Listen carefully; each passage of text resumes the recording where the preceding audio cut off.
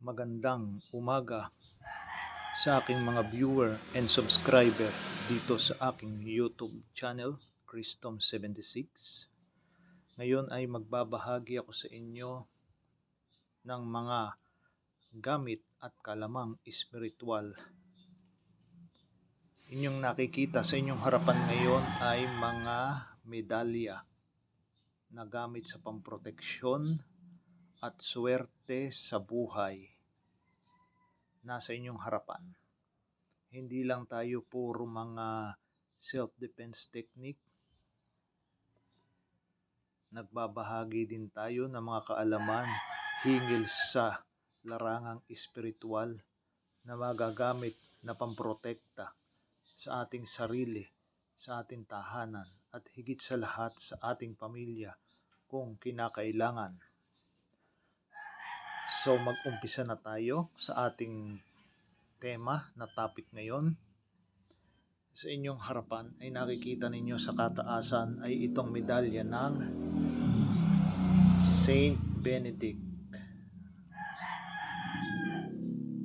Pagpasensyahan nyo na kung medyo maalikabok siya at siya'y nakasabit dito sa kwarto ng aming bahay bilang proteksyon sa mga negatibong espiritu, negatibong tao, mga sakuna, signos planetas, at delubyo sa kapaligiran. So nakikita ninyo sa kanyang likuran ay ang mga abbreviation letters that symbolizes its meaning. Ngayon, kung gusto niyo malaman ang mga letrang yan na abbreviation na nakasimbolo sa likod ng Saint Benedict, ay pwede niyo itong i-research sa Googles or itanong sa may alam nito, dahil ang medalyang ito ay may aklat na ang lahat ng abbreviation na inyong nakikita na yan ay may basag. Yan. Ang Saint Benedict ho ay nagagamit pamprotekta sa mga masasamang espiritu. For your information, gamit din ito ng mga manggagamot pangontra sa mga kulam, barang, tigalpo, sumpa, palipad hangin, at kung ano-ano pang mga mahika negra na ginagamit ng mga taong mapagsamantala, mapanubok at bayaran sa hindi magandang pamaraan. So ito yung ginagamit na pangontra at pantanggal ng nabanggit na mga negatibo na ikinasa sa tao. Meron itong dasal at sinasamahan pa ng ibang dasal na Ingles, Latin at Tagalog. Alam yan ng mga manggagamot. So kung may kakilala kayong mga albularyo sa inyong lugar, pwede nyo ipakita ito at itanong ang mga basag ng mga abbreviation na yan na nakikita ninyo sa likuran at harapan ng Saint Benedict Medal. By the way, dadalhin nyo din to sa araw-araw. May maliit na version ito na stainless o di kaya ay tanso, at mabibili sa anumang tindahan ng mga religious object or di kaya naman sa Quiapo, sa Quezon Province, sa Rizal Province, at dito sa area ko sa Cavite. Basta't hanapin nyo lang at matatagpuan ninyo or itanong ninyo kung wala kayong alam doon sa mga may alam at nag-aaral ng espiritual na antingan. Alam nila yan. Dumako naman tayo sa pangalawa. As you can see, yan ho ay medalya na naka-inscribe ay Chinese language or letter.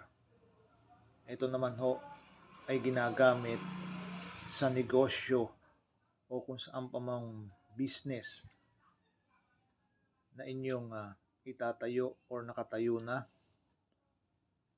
Gamit din to sa pag-a-apply sa trabaho, whether local or abroad, so that it will help you fulfill your desire na matanggap sa trabaho. At some instances and point, ito'y ginagamit din ng mga manunugal para daw di umano ay maging swerte sila sa sugal at manalo. Ewan ko lang kung may katotohanan kasi sugal yon. Sa mga tumataya sa lottery or lotto, sweepstake, etc. or kung ano paman, ito din ang dinadala nila.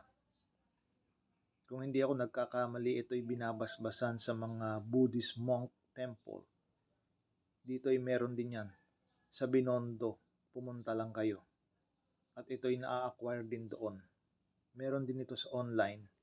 Pero nasa sa inyo na rin kung gusto ninyong kumuha online or sa harap-harapan.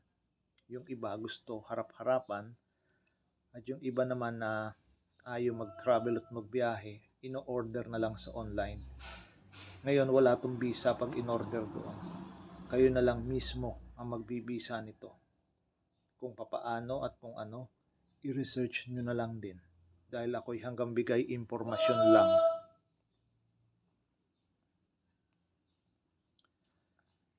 Ito naman ho ay ang medalya ng Satur, Arepo, Tenet, Opera, Rotas.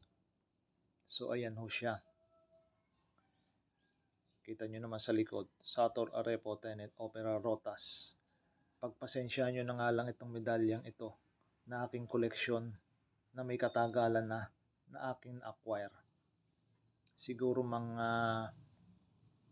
6 years na to. Ito, sa mga hindi nakakaalam, ay may dasal na bubuuin mo ng 49 days kung lalaki at kung babae, 48 days ng walang humpay at palya. Dahil once na pumalya ka sa panalangin nito, ay uulit ka uli. So it is best and important na pag nagdebosyon ka dito ay mabuo mo ng 49 days kung lalaki at 48 days kung babae. Tama ho ba? Yan sa mga nakakaalam. So ayan, ang Satur ho na medalya ay maraming gamit. Pwede sa panggagamot, pwede sa pamprotekta, at pwede rin sa business. At dalawang klase rin din ho ang Satur, binyagan at hindi binyagan. Ngayon kung ano man yan, ay kayo na lang ho ang bahalang umalam at ako'y nagbibigay lang ng impormasyon. Although may alam ako na bahagya dito, pero hindi ko na ito share. Sa gustong magtangan ng medalyong ito, nasa sa inyo na ang kaganapan para hanapin at tuklasin ang mga lihim nito. Ito'y pinaghalong Latin at Tagalog, meron ding English na salita. At ito'y pamoso na kahit i-research nyo sa Googles ay matatagpuan ninyo. And by the way, yung simpleng Satur, Arepo, Tenet, Opera, Rotas na pag binigkas mo ng 3 beses at ikinasa sa iyo ay may bagay na rin dahil ang salitang yun ay buhay na protekta or magpoprotekta sa inyo. Depende sa kung anong klaseng proteksyon or sa business nyo paggagamitan. Meron ding libreto nito. Alamin at tanongin nyo na lang sa mga nagtatangan nito at nakakaalam ng buong history nito at nagagamit at napapagana na. So masasabi ko lang sa Satur medal na ito'y mahiwaga, makapangyarihan at kapaki-pakinabang sa larangan, physical man o spiritual. Kagaya ng ibang gamit spiritual, kagaya ng Trespico, 7 Arcangheles, Atardar, etc. Malawak at marami din itong gamit once na malaman at matapatalab ninyo. Ito naman ang tinatawag nilang Birheng Nagpapasuso, Mama Mary in short. So makikita ninyo yung mga inscription sa gilid niya. Ito, ang nakapalibot. At abbreviation din.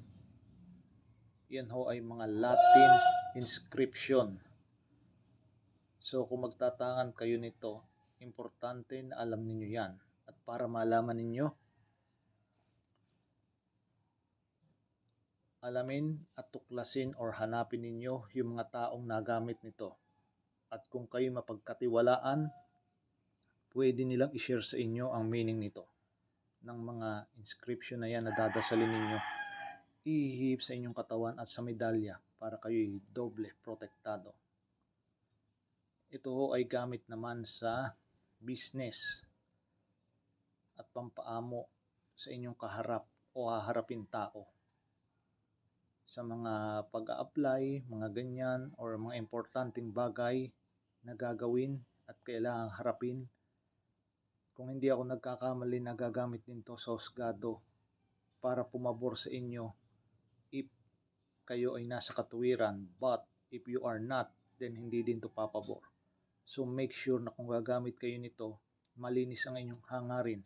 Kagaya ng mga ibang gamit espiritual na salita at medalya.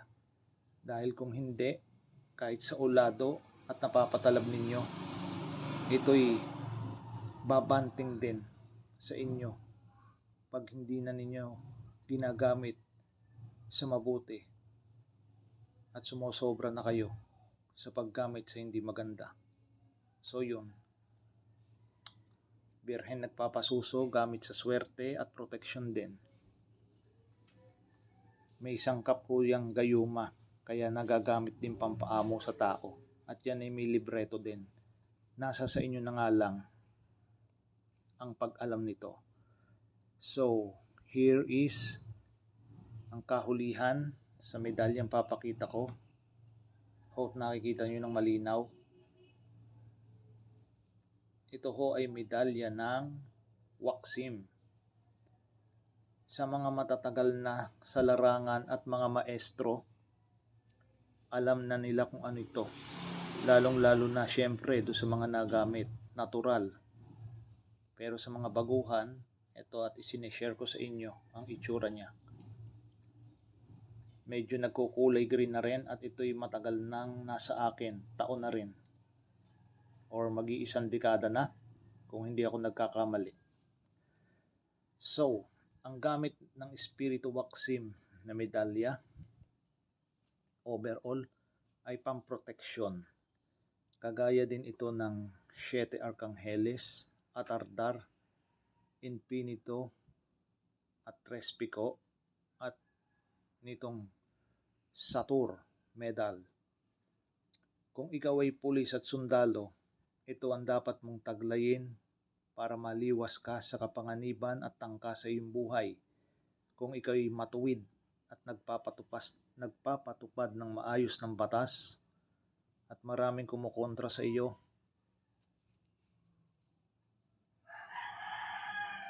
ito ang dapat mong ingatan. Meron din tong libreto. Mahaba din ang debosyon dito. Kagaya ng Saturn medal, 48 sa babae at 49 sa lalaki. Nabanggit ko na yan dati sa mga feature kong video about this, mga gamit espiritual.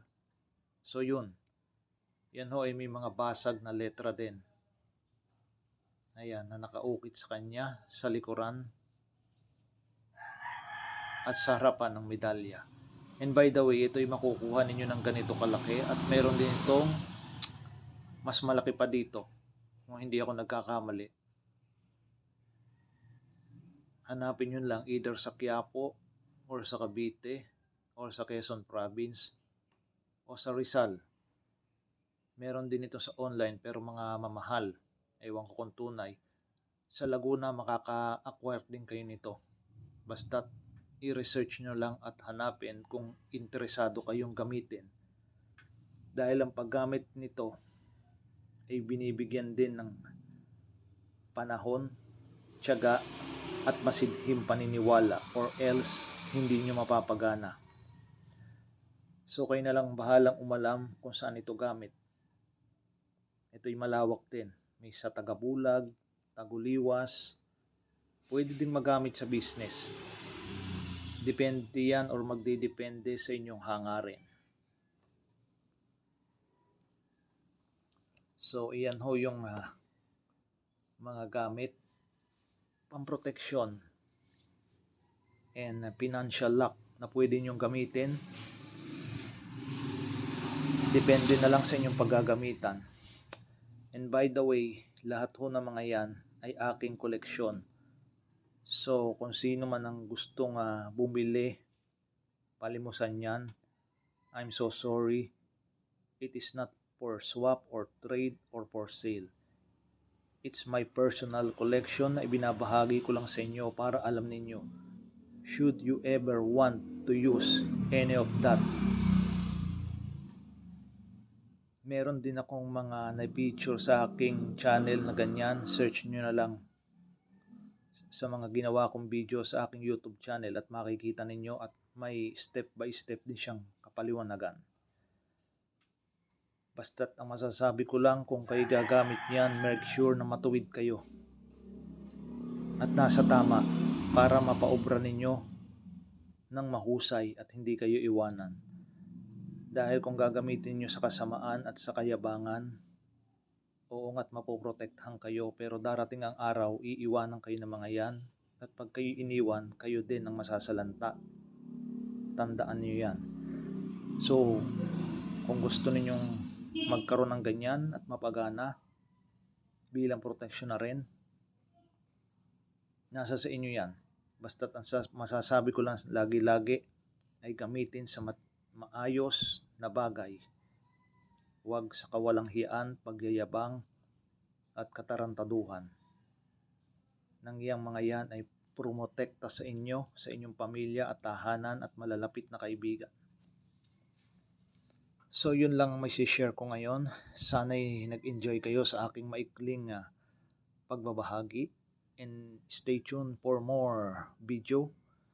Like, share, and subscribe by clicking the notification bell dito sa aking channel, Christom76, at ikalat sa inyo mga kakilala ng ito'y lumago pa at nang makagawa pa tayo ng maraming videos na makabuluhan, logically and frankly speaking, and in use.